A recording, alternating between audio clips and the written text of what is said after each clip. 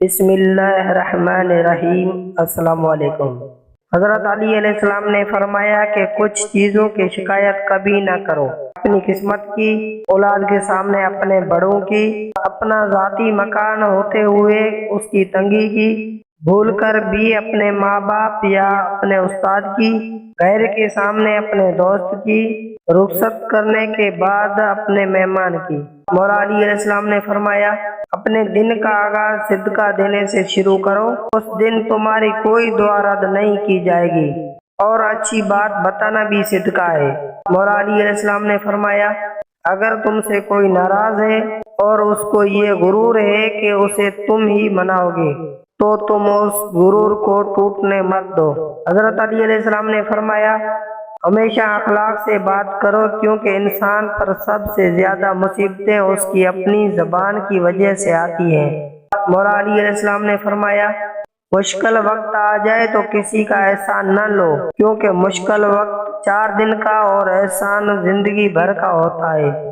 مولا علی علیہ السلام نے فرمایا، زندگی کی اصل خوبصورتی یہ نہیں کہ آپ کتنے خوش ہیں، بلکہ زندگی کی اصل خوبصورتی تو یہ ہے کہ دوسرے آپ سے کتنا خوش ہیں۔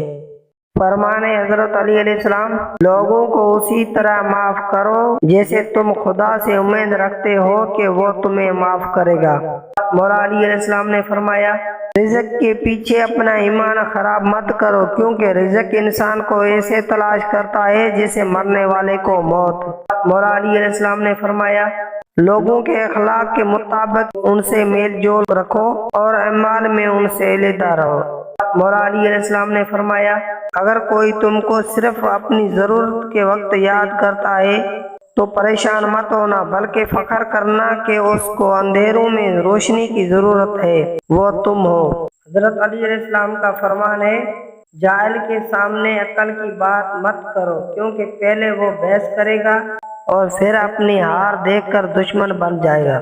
مولا علی علیہ السلام نے فرمایا، کسی کا عیب تلاش کرنے والے کی مثال اس مکھی کی جیسی ہے جو سارا خوبصورت جسم چھوڑ کر صرف زخم پر ہی بیٹھتی ہے۔ مولا علی علیہ السلام نے فرمایا، اگر دنیا بہترین جگہ ہوتی تو یہاں کوئی روتے ہوئے پیدا نہ ہوتا۔